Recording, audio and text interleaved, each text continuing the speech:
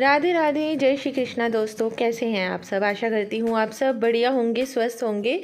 दोस्तों स्वागत है आपके अपने चैनल कृष्णा सखी मलिका में।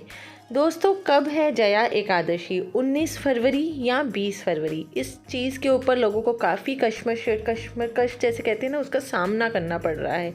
तो आज इसी वीडियो में मैं बताऊंगी कि कब है एकादशी, जया एकादशी। फरवरी में 2024 को 19 तारीख को करें व्रत या 20 तारीख को करें, और जानिए इस व्रत की महिमा, इस व्रत की पूजा विधि और क्या है इस पूजा विधि के नियम, व्रत के नियम। तो जो सबसे पहले मेरे चैनल पे नए आए हैं, मेरे चैनल को ज़रूर सब्सक्राइब कर लीजिएगा। और मिलते हैं, चलिए और चलते हैं, बताती हूँ मैं आपको इस सबसे पहले इस व्रत कब है और इस व्रत की महिमा भी कब है। दोस्तों हिंदू पंचांग के अनुसार माघ महीने की शुक्ल पक्ष की जया एकादशी तिथि 12 फरवरी को सुबह 8:49 से शुरू होगी। साथ ही इसका समापन अगले दिन 20 फरवरी को होगा, सुबह 9:55 पे होगा दोस्तों। और सनातन धर्म में एकादशी तिथि के व्रत पूजन का सर्वाधिक महत्व बताया गया है। हिंदू पंचांग के अनुसार माघ महीने की शुक्ल पक्ष की जया एकादशी तिथि 19 फरवरी को है, शुरू हो रही है, जो कि उसका समापन 20 फरवरी को हो रहा है।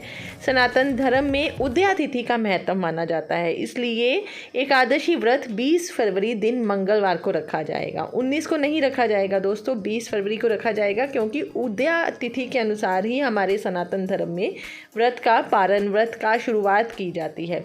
तो जो उदया तिथि बन रही है वो 20 तारीख की बन रही है, 20 फरवरी 2024 की। तो अगर आप व्रत रखने जा रहे हैं तो इस चीज़ का खास विशेष ध्यान रखिएगा कि 19 की जगह हमने 20 को व्रत रखना है।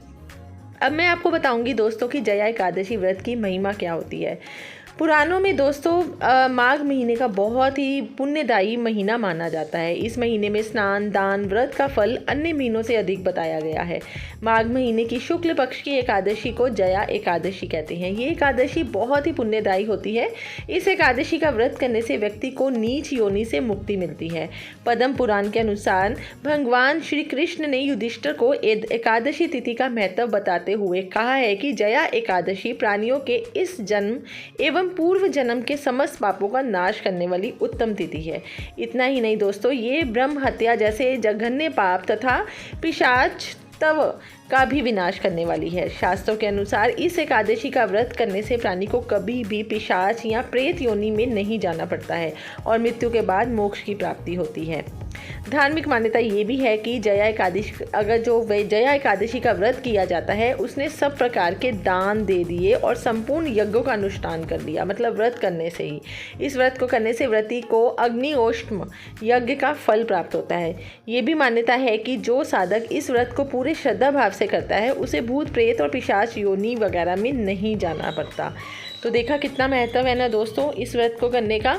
अब इसकी पूजा विधि मैं आपको बताती हूँ कि करना कैसे है। सुबह जल्दी उठिए और एकादशी के दिन व्रती को व्रत सूर्योदय से पूर्व स्नान कर व्रत का संकल्प ले लेना चाहिए। साधक को इस दिन सात्विक रहकर भगवान विष्णु की मूर्ति, अगर आपके पास भगवान विष्णु की मूर्ति नहीं है तो भगवान कृष्ण की जो विग्रह है या लड्डू गोपाल जी का जो विग्रह है, शंख के जल से ओम नमो भगवते वासुदेवाय मंत्र का उच्चारण करते हुए स्नान आदि कराकर भगवान को वस्त्र पहनाइए, चंदन चढ़ाइए, जनेऊ, गंध, अक्षत, पुष्प, तिल, धूप, दीप, नवेद, ऋतु फल, जो भी इस वक्त ऋतु में फल हैं, पान, नारियल आदि अर्पित करके कपूर से आरती उतारनी चाहिए। देसी घी का दीपक भी ज़रूर जलाना चाहिए।